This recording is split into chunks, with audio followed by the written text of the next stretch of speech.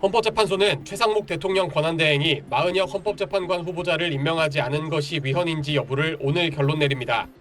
최 권한대행 측은 소명할 시간이 필요하다는 취지로 2차례 변론 재개를 요청했는데 재판부가 신속 심리를 예고한 만큼 받아들여질 가능성이 크지 않은 상황입니다. 다만 헌재가 최 권한대행의 선택을 위헌으로 결론 내더라도 선고 결과와는 무관하게 최 권한대행이 마 후보자를 임명하지 않을 가능성도 있어 재판관 구인 체제를 완성할 수 있을진 미지수입니다. 내일과 오는 6일엔 5차, 6차 변론 기일이 열립니다. 내일 변론에선 홍장원 전 국정원 1차장을 비롯해 이진우 전 수방사령관, 여인형 전 방첩사령관이 증인으로 나와 계엄군의 국회 진입과 체포조 운영 의혹에 대한 신문이 진행됩니다. 홍장원 전 차장은 계엄 당시 윤 대통령과의 통화 내용을 이렇게 진술했습니다. 대통령께서 전화 주셨습니다. 이번에 다 잡아들여서 싹 다 정리해라 라고 말씀하셨습니다. 이진우 전 사령관은 윤 대통령으로부터 총을 쏴서라도 문을 부수고 들어가서 끌어내라. 2번, 3번 계엄을 선포하면 된다는 지시를 받았다고 검찰에 진술한 걸로 알려졌습니다. 6차 변론 기일엔 국회에 특전사 병력을 투입한 혐의를 받는 곽종근 전 특수전 사령관 등이 증인으로 출석합니다. 정치인 체포 지시는 없었고 국회의원이 아닌 요원을 빼내라고 했다는 윤 대통령 측 주장과는 다른 진술을 했던 인물들이라 공방이 예상됩니다. 내란 사건에 대한 형사재판도 본격화합니다. 서울중앙지법은 오는 6일 조지호 경찰청장, 김용현 전 국방장관 등 내란 혐의 피고인 5명의 공판 준비 기일을 진행하는데 관련 사건들을 병합해 심리하는 방안도 검토하고 있습니다. SBS 편광현입니다. 국민의힘은 마은혁 헌법재판관 후보자 임명 보류에 대한 헌법재판소의 권한쟁의 심판에 절차적 흠결이 있다고 공세를 폈습니다. 국회 의결 절차 없이 우원식 국회의장이 독단적으로 권한쟁의를 청구한 만큼 헌재가 각하해야 한다는 겁니다. 한덕수 국무총리가 헌법재판관 선출에 대한 여야 합의를 촉구했다가 탄핵 소추됐기 때문에 한 총리 탄핵 결론이 나기 전까진 최 대행이 재판관 임명을 보류해야 한다는 주장도 폈습니다. 헌재가 위헌적인 권한쟁의 심판을 가사 인용하더라도 최상목 대행은 마은혁 후보자 임명을 거부해야 합니다. 탄핵에 모여야 된다면 최상목 대행의 헌법재판관 임명은 그 정당성이 무너집니다. 민주당은 최 대행의 선택적 헌법재판관 임명에 대해 헌재가 단호한 결정을 내려 헌법과 법률에 명시된 절차가 지켜지도록 해야 한다고 맞받았습니다. 국민의힘이 노골적으로 법치주의를 부정하고 있다며 최 대행을 향해 헌재의 결정을 수용해야 한다고 압박했습니다. 사법부는 최상목 대행의 헌정 파괴 행태에 제동을 걸어야 합니다. 헌재의 결정을 거부할 어떤 명분과 이유가 전혀 없다 이렇게 생각을 합니다. 김윤덕 민주당 사무총장은 다만 최 대행이 마 후보자를 임명하지 않을 경우 탄핵 소추를 고려하는지 묻는 기자 질문은 아직 헌재의 결론이 나지 않았다며 즉답하지 않았습니다. 추경 편성을 놓고는 국민의힘은 여야정 국정협의체를 통해 민생 문제를 논의하면서 추경 필요성도 함께 검토하자고 했고 민주당은 추경에 대한 정부와 여당의 명확한 입장 표명이 먼저 이뤄져야 한다고 맞섰습니다. SBS 박예린입니다. 지난 31일 이재명 대표는 전 국민 25만 원 지역상품권 포기를 시사하며 추경만이 죽어가는 민생경제의 심장을 살릴 것이라며 진지 대인배 행사를 했습니다. 그러나 정작 민생경제의 심장을 멈추게 한 장본인이 바로 이재명 대표 자신입니다. 지난해 12월 민주당은 지역상품권, 소위 지역화폐 예산 1조 원 증액을 요구했습니다. 정부 여당이 난색을 표하자 4.1조 원 규모의 민생 예산을 삭감해버렸습니다. 헌정사상 초유의 일입니다. 당시 국민의힘은 재난 대응 예비비와 경제 활성화 예산만큼은 반드시 지켜야 한다고 강력히 호소했지만 당시 박찬대 원내대표는 추경하면 된다며 민생을 걷어찼습니다. 그 결과 수사기관 특수활동비 전액 삭감으로 범죄자는 웃고 피해자는 울고 있습니다. 연인 사고에도 재난 대응 예산이 1조 원이나 줄어들어 국민의 불안이 커지고 있습니다. 또 민주당이 R&D 예산을 대폭 삭감할 때 중국은 저비용 고성능 AI 모델을 공개하며 기술 패권 경쟁에서 앞서 나가고 있습니다. 다리를 부러뜨려 놓고 연고를 바르면 된다는 이재명식 정치가 초래한 현실입니다. 이재명 대표가 민생의 진심이라면 여야정 협의체에 복귀해야 합니다. 이번 추경의 원칙과 방향은 분명합니다.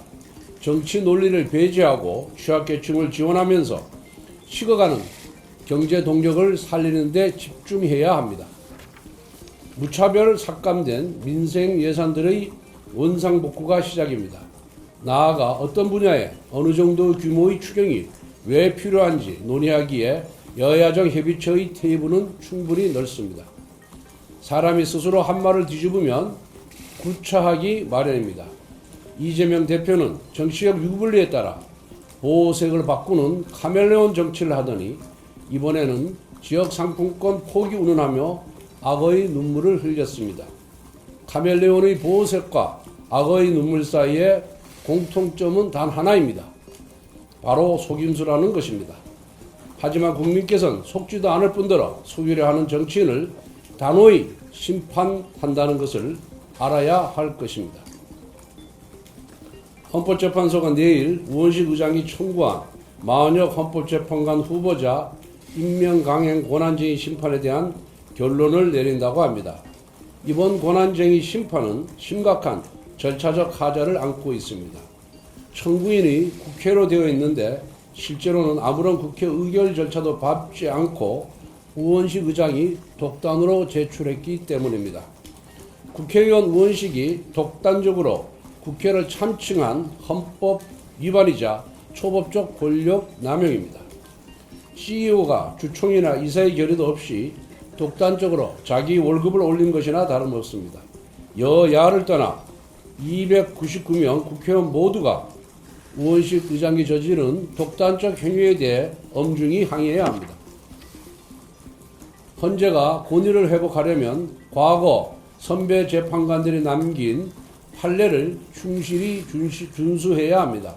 헌재는 그동안 개별 국회의원이 국회를 대신하여 권한쟁의 심판을 청구할 수 없다는 일관된 판례를 여러 건 남겼습니다.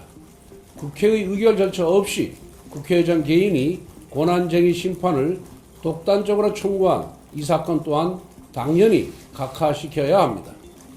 만약에 헌재가 절차적 흠결이 많은 이 사건을 인용한다면 이는 헌재의 공정성을 스스로 부정하는 흑역사로 기록될 것입니다. 아울러 국회의원 개개인이 권한쟁의 심판을 남발할 수 있는 지옥문을 열게 될 것입니다. 헌재가 위헌적인 권한쟁의 심판을 가사 인용하더라도 최상목 대행은 마은혁 후보자 임명을 거부해야 합니다. 헌법 제111조에 헌법재판관은 국회에서 선출되는 자를 대통령이 임명해야 한다가 아니라 임명한다고 되어 있습니다. 헌법재판관의 최종 임명권은 헌법상 대통령에게 주어진 것이고 임명을 보류하거나 거부할 권한도 대통령에게 있는 것입니다. 야당이나 헌재가 대통령 권한대행에게 헌법을 뛰어넘는 임명을 강요할 수는 없습니다. 여야 합의는 단순한 의사결정 과정이 아니라 견제와 균형이라는 헌법의 원리를 실천하는 것입니다. 여야 간의 심도 있는 토론을 거쳐 합의를 이루는 것이 헌법적 간섭이고 이러한 헌법적 간섭은 의회 민주주의라는 헌법의 핵심입니다. 한덕수 대통령 권한대행이 탄핵소추를 당한 핵심 사유가 헌법재판관 선출에 대해 여야 합의를 촉구한 것입니다. 따라서 한덕수 대행 탄핵은 무효화되어야 하고 탄핵이 무효화된다면 최상목 대행의 헌법재판관 임명은 그 정당성이 무너집니다. 따라서 최상목 대행은 한덕수 대행 탄핵의 결론이 나기 전까지 헌법재판관 임명을 보류해야 합니다. 아울러 한덕수 대행 탄핵 심판은 이렇게 오래 지연돼서는 안 된다는 점을 거듭 지적합니다. 대통령으로 탄핵한 것이냐, 국무총리로 탄핵한 것이냐, 그래서 의결 종족수가 얼마냐, 상식적으로 판단하면 오늘 당장이라도 결론 낼 수 있는 문제입니다. 그렇기 때문에 한덕수 대행 탄핵 심판의 결론이 마은혁 후보자 임명 문제보다 먼저 나와야 한다는 것을 분명하게 다시 한번 말씀드립니다. 내란 특검법에 대해 말씀드리겠습니다. 대통령이 구속 기소되었습니다. 국방부 장관, 방첩사령관, 경찰청장 등 계엄 관련자들이 줄줄이 구속되었습니다. 이제는 특검이 수사하고 싶어도 수사할 사람이 없습니다.